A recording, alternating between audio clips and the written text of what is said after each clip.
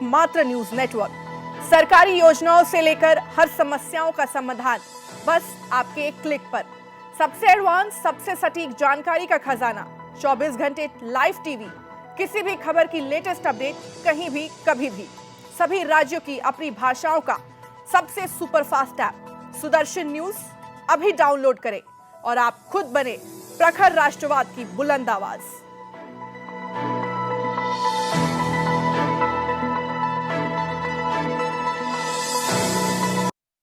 नमस्कार, ब्रेक के बाद एक बार फिर आप सभी का स्वागत है। सुबह के 8 बज चुके हैं और वक्त हो चुका है खबरों का। तो चलिए बुलेटिन की शुरुआत करेंगे एक बड़ी खबर के साथ। आपको बता दें, आज दोपहर में सुदर्शन न्यूज अब तक के सबसे बड़े मुद्दे की घोषणा करने जा रहा है। ये मुद्दा देश के लिए बहुत जरूरी है।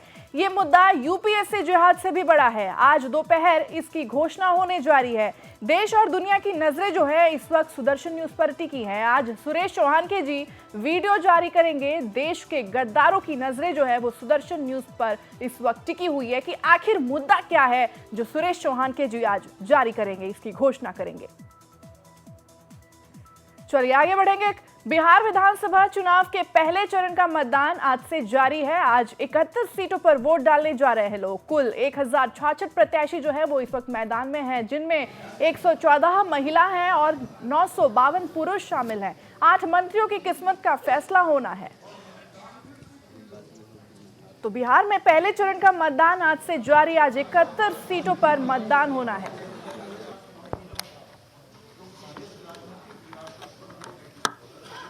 तो बात करने के लिए हमारी संवाददाता आंचल यादव हमारे साथ बिहार के सासाराम से जुड़ चुकी है।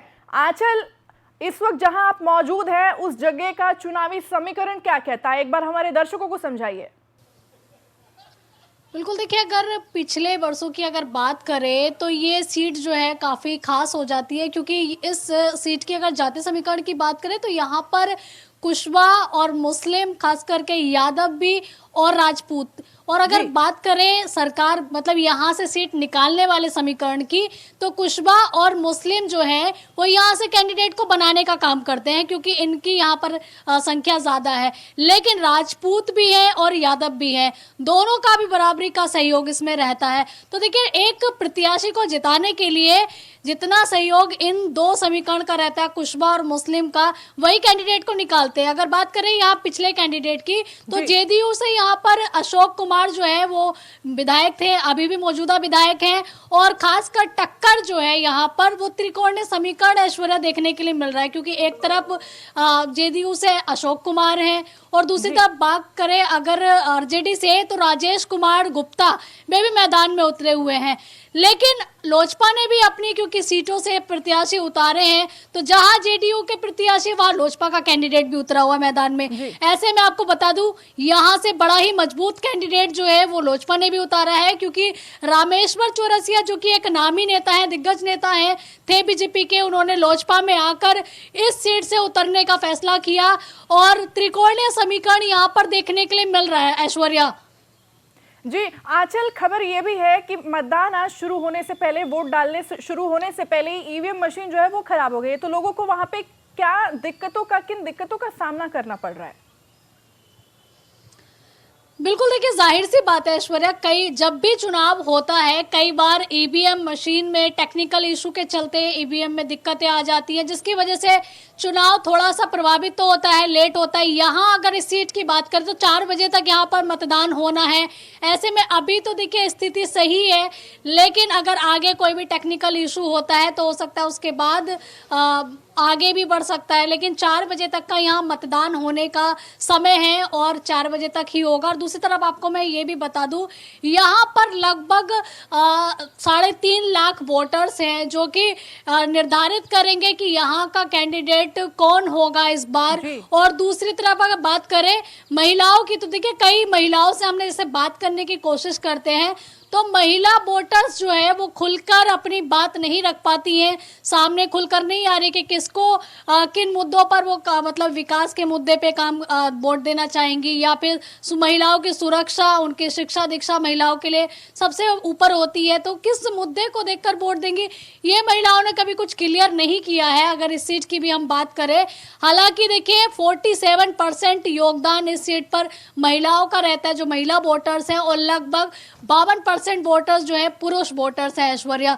तो ऐसे में मुकाबला आज काफी दिलचस्प होने वाला है सासाराम में, क्योंकि अशोक राजेश या फिर रामेश्वर चौरसिया, ये त्रिकोणीय समीकरण आखिर जनता को कितना ज्यादा मतलब बांटने का काम करता है और कौन सबसे ज्यादा वोटर्स अपनी तरफ खींचने का काम करेगा ऐश्वर्या, ये देखना काफी दिलचस्प हो जाता है। हालांकि लोग जो है, लॉकडाउन हुआ उसके बाद ये पहला चुनाव बिहार में होने जा रहा है, तो काफी दिलचस्प चुनाव है और ऐसे में लोगों में वोटिंग को लेकर काफी उत्सुकता है, लोग बढ़ चढ़कर वोट करते हुए नजर आ रहे हैं। ऐसे में एक कयास ये भी लगाया जा रहा था, शायद कोरोना काल चल रहा है, ऐसे में वोटर जो है वोट डालने के लिए कम संख्या में निकलेंगे, लेकिन ऐसा कुछ भी नहीं है।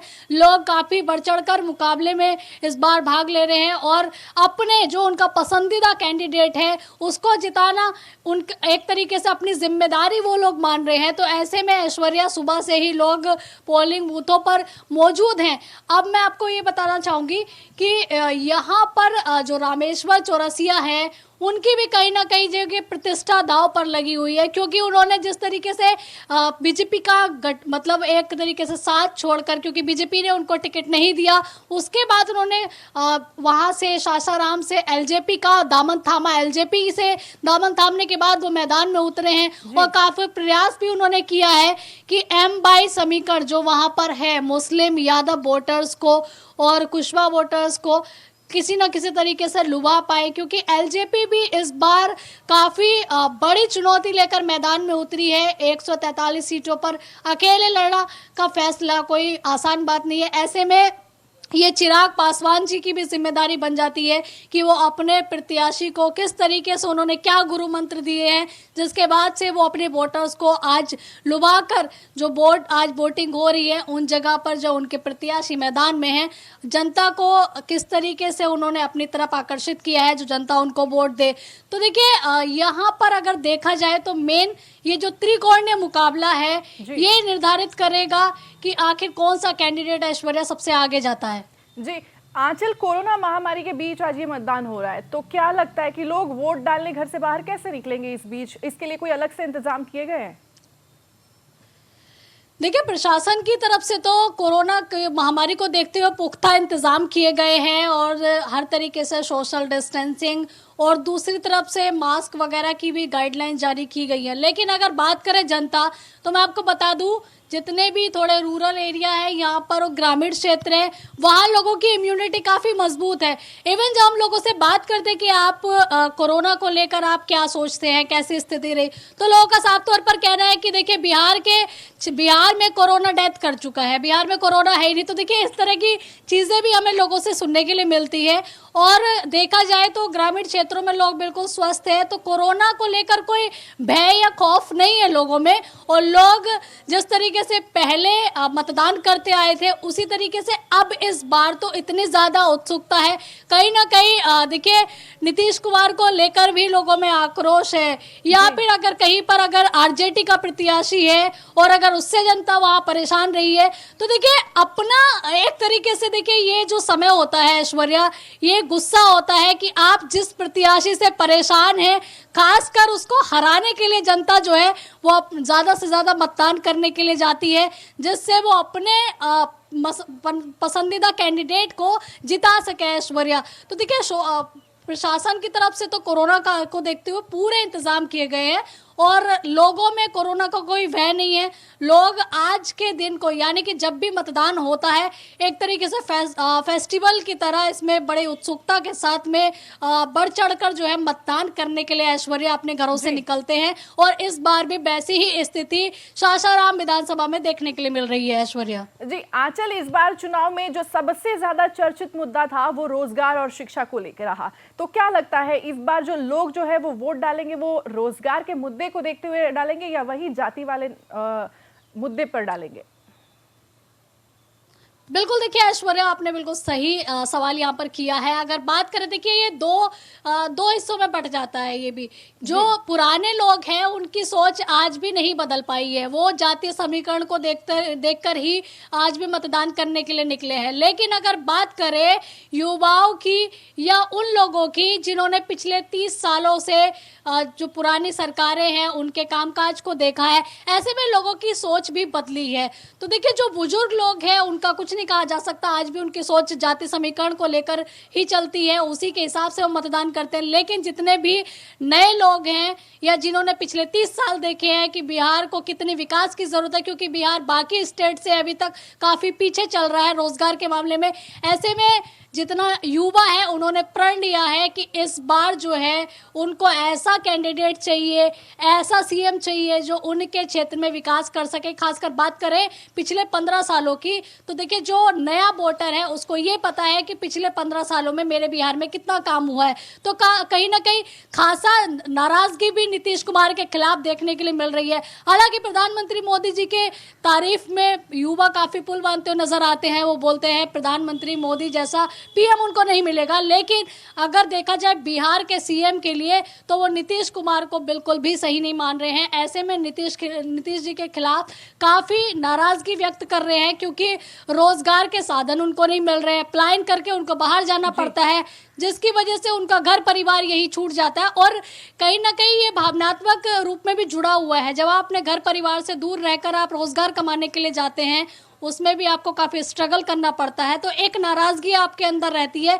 जब उस नाराजगी को आप जब 5 साल में वोट डालने के लिए जाते हैं तब आप व्यक्त करते हैं और अपना वोट आप उसको देना पसंद करते हैं जो आपकी समस्याओं को सुन सके और आपके हित में कार्य कर सके। तो ऐसे में ये जो 2020 का 2020 का ये जो एक तरीके से चुनावी मुकाबला है, ये काफी दिलचस्प हो रहा है इस बार, क्योंकि कांटे की टक्कर है। एक तरफ आरजेडी जो कि अपने जंगल राज की जो छवि है उसको पूरी तरीके से बदलने की कोशिश कर रही है।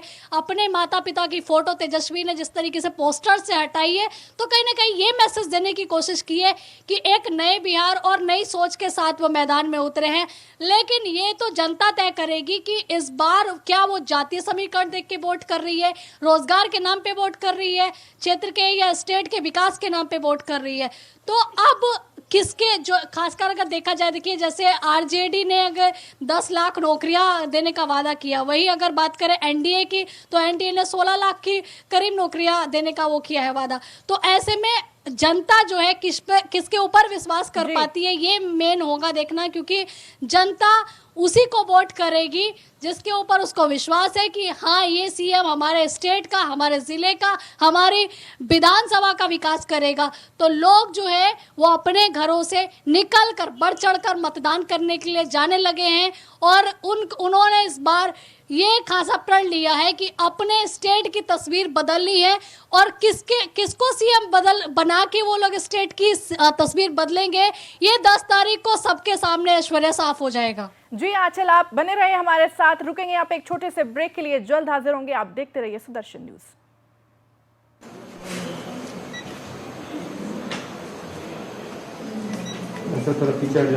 देश का सबसे एडवांस न्यूज ऐप अब आपके मोबाइल में, हर गांव हर शहर को जोड़ता एकमात्र न्यूज नेटवर्क। सरकारी योजनाओं से लेकर हर समस्याओं का समाधान बस आपके एक क्लिक पर।